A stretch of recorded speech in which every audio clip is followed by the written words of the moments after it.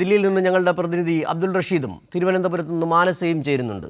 റഷീദ്, ഒരുപക്ഷെ ഈ വർഗീയത ഒരു പ്രത്യയശാസ്ത്രമാണെന്നും ആ പ്രത്യയശാസ്ത്രം നടപ്പിലാക്കാൻ RSS പല രീതികൾ പ്രയോഗിക്കുകയും ചെയ്യുമെന്ന് നമ്മൾ ചരിത്രത്തിലൂടെ കണ്ടുപഠിച്ചതാണ്. പാർലമെൻറ്റിൽ ഗാന്ധിക്ക് നേരെ എതിർവശത്ത് പുഞ്ചിരിക്കുന്ന വീർ സവർക്കറെ കൊണ്ടുവച്ച അതേ സംഘപരിവാർ ഇതാ വീണ്ടും ഗാന്ധി ജയന്തിക്ക് തലേന്ന് രാജ്യത്തിൻ്റെ സ്വാതന്ത്ര്യ സമരത്തിൽ ഒരു പങ്കുമില്ലാത്ത ഗാന്ധി ഘാതകരെന്ന ആരോപണം അങ്ങനെ തന്നെ നിലനിൽക്കുന്ന RSSൻ്റെ കാവി നിക്കറിട്ട ആളുകളെ അവരുടെ ചിത്രം ആലേഖനം ചെയ്ത നാണയം, തപാൽ സ്റ്റാമ്പ് പുറത്തിറക്കുന്നു. ഒരുപക്ഷെ മുഖ്യമന്ത്രി പറഞ്ഞതുപോലെ ഗാന്ധി സ്മൃതിയെപ്പോലും ഭയക്കുന്ന സംഘപരിവാർ ഭരണകൂടം. വളരെ കൃത്യമാണ് കാര്യങ്ങൾ. RSSൻ്റെ 100ാം വാർഷികത്തിൽ രാജ്യത്തെ ഹിന്ദുരാഷ്ട്രമാക്കുമെന്ന് പ്രതിജ്ഞ എടുത്തുകൊണ്ടിറങ്ങിയ സംഘപരിവാറുകാർ അത് നടപ്പാക്കാൻ കഴിയാത്ത സാഹചര്യം. രാജ്യത്ത് വലിയ തരത്തിലെ വെല്ലുവിളികൾ കമ്മ്യൂണിസ്റ്റുകൾ ഉയർത്തിക്കൊണ്ടിരിക്കുന്നു. അവിടെയാണ് കൃത്യമായ ചില രൂപങ്ങളിലൂടെ ചില സന്ദേശങ്ങൾ രാജ്യത്തെ ജനങ്ങൾക്ക് നൽകുന്നത്. അതുതന്നെയാണ് ആ സ്റ്റാമ്പും അതോടൊപ്പം തന്നെ ആ കാവി നിക്കർ ധരിച്ച RSSകാരുടെ ചിത്രം ആലേഖനം ചെയ്ത നാണയവും സൂചിപ്പിക്കുന്നത്. എന്താണ്, ഏത് തരത്തിലുള്ള പ്രതിഷേധമാണ് ഇപ്പോൾ രാജ്യത്ത് വരുന്നത്? ഒരുപക്ഷെ നമുക്ക് മനസ്സിലാക്കാൻ കഴിയുന്നുണ്ട്. ഇത് സംബന്ധിച്ച് ആദ്യമായി തന്നെ പ്രതികരിക്കുകയും പ്രതിഷേധിക്കുകയും ചെയ്തത് രാജ്യത്തെ കമ്മ്യൂണിസ്റ്റ് പ്രസ്ഥാനമാണ്, CPIM ആണ്. CPIMൻ്റെ ജനറൽ സെക്രട്ടറി തന്നെ ഏറ്റവും ഒടുവിലായി ഇത് സംബന്ധിച്ച പ്രസ്താവന പുറത്തിറക്കുകയും ചെയ്തു. ഇന്നലെ തന്നെ CPIM PB ഇത് സംബന്ധിച്ച പ്രസ്താവന ഇറക്കുകയും ചെയ്തു. എങ്ങനെയാണ് രാജ്യത്തെ പ്രതിഷേധം ഉയരുന്നത്?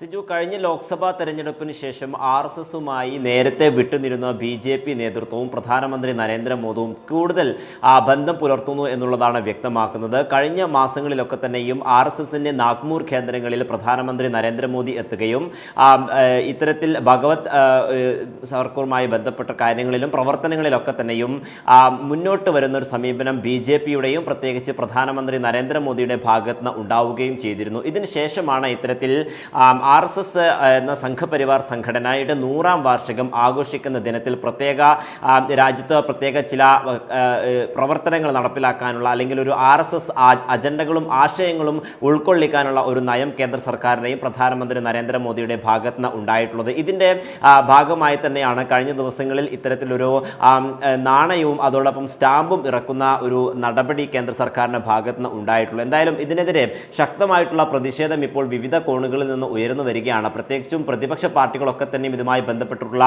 പ്രതിഷേധം നേരത്തെ തന്നെ അറിയിക്കുകയും ചെയ്തിട്ടുണ്ട്. CPIM പോളിറ്റ് ബ്യൂറോയും അതോടൊപ്പം CPIM ജനറൽ സെക്രട്ടറി MA ബേബിയും ഇതിനെതിരെ ശക്തമായിട്ടുള്ള ഒരു വിമർശനം തന്നെയാണ് കൊണ്ടുവന്നിട്ടുള്ളത്. പ്രത്യേകിച്ചും ഭരണഘടനയെ ഇത്തരത്തിൽ അട്ടിമറിക്കാനുള്ള ശ്രമം തന്നെയാണ് കേന്ദ്ര സർക്കാരിൻ്റെ ഭാഗത്ത് നിന്ന് ഉണ്ടാകുന്നത്. ഒപ്പം തന്നെ ഗാന്ധിയെ ഇത്തരത്തിൽ ഇകഴ്ത്തി കാണിക്കുകയും അതോടൊപ്പം RSSനെ പുകഴ്ത്തുകയും വെള്ളപൂശാനുള്ള ശ്രമം നടത്തുകയും ചെയ്യുന്നു എന്നുള്ളതാണ് CPIM general secretary MA baby വലിയ വിമർശനമായിക്കൊണ്ട് അദ്ദേഹം Xൽ കുറിച്ചിരിക്കുന്നത്. അതോടൊപ്പം തന്നെ നേരത്തെ സൂചിപ്പിച്ചതുപോലെ CPIMൻ്റെ പോളിറ്റ് ബ്യൂറോയും ശക്തമായിട്ട് ഈ ഒരു നടപടിയെ അപലപിച്ചുകൊണ്ട് രംഗത്തെത്തുകയും ചെയ്തിട്ടുണ്ട്. സ്വാതന്ത്ര്യ സമരത്തിൽ നിന്നും യഥാർത്ഥത്തിൽ RSS എന്ന സംഘടനയും സംഘപരിവാർ കൂട്ടങ്ങളൊക്കെ തന്നെയും വിട്ടുനിൽക്കുന്ന സമീപനമാണ് നേരത്തെ ഉണ്ടായിരുന്നത്. അത് നിരവധി തവണ കോൺഗ്രസിൻ്റെയും മറ്റു നേതാക്കളും മറ്റു ഇടത് പാർട്ടികളൊക്കെ തന്നെയും കൃത്യമായും രാജ്യത്തോട് വെളിപ്പെടുത്തുമ്പോൾ പോലും അതിനെ വെള്ളപൂശാനുള്ള ഒരു സമീപനം തന്നെയാണ് കേന്ദ്ര സർക്കാരിൻ്റെയും പ്രത്യേകിച്ചും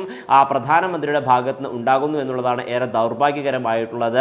RSSൻ്റെ അജണ്ട രാജ്യത്ത് കൊണ്ടുവരിക, നടപ്പിലാക്കുക എന്നുള്ളത് തന്നെയാണ് ഇത്തരം നീക്കങ്ങളിൽ നിന്നും നമുക്ക് മനസ്സിലാക്കാൻ സാധിക്കുന്നത്. പ്രത്യേകിച്ചും ഇത്തരത്തിലൊരു ഗാന്ധി ജയന്തിയുടെ തലേ ദിവസം തന്നെ ഈ ഒരു നാണയം ഇറക്കുന്നതിനും അതോടൊപ്പം തന്നെ ഈ സ്റ്റാമ്പ് ഇറക്കുന്നതിലൊക്കെ തന്നെയും കേന്ദ്ര സർക്കാരും BJPയും തിരഞ്ഞെടുത്തു എന്നുള്ളതും വളരെ നിർണായകമായിട്ടുള്ള ഒരു കാര്യം തന്നെയാണ്. എന്തായാലും 100ാം വാർഷികത്തിൽ ഇത്തരത്തിൽ രാജ്യത്ത് ഒന്നടങ്കം തന്നെ ഒരു ഹിന്ദുത്വ രാജ്യമാക്കി കൊണ്ടുവരിക എന്നുള്ള RSSൻ്റെ അജണ്ട പൂർണ്ണമായും നടപ്പിലാക്കാൻ തന്നെയാണ് ഇപ്പോൾ മോദി തുടക്കം കുറിച്ചിരിക്കുന്നത്. ഇതിൻ്റെ ഭാഗമായി തന്നെയാണ് 100 രൂപ കോയിനിൽ RSS സംഘപരിവാർ ഭാരതാംബയുടെ ചിത്രം ഉൾക്കൊള്ളിച്ചുകൊണ്ടുള്ള നാണയം പുറത്തിറക്കുകയും അതോടൊപ്പം തന്നെ 1963 റിപ്പബ്ലിക് പരേഡിൽ പങ്കെടുത്തു, സംഘപരിവാർ സംഘടനകളും നേതാക്കളും പങ്കെടുത്തു എന്നതുമായി ബന്ധപ്പെട്ട ഈ ചിത്രം പതിപ്പിച്ചിട്ടുള്ള സ്റ്റാമ്പ് പുറത്തിറക്കുകയും ചെയ്തിട്ടുള്ളൂ. എന്തായാലും രാജ്യത്തിന് മറ്റു മേഖലകളിൽ നിന്നൊക്കെ തന്നെയും തലകുനിക്കേണ്ടി വരുന്ന ഒരു സാഹചര്യത്തിലേക്ക് തന്നെയാണ് പ്രധാനമന്ത്രി നരേന്ദ്രമോദി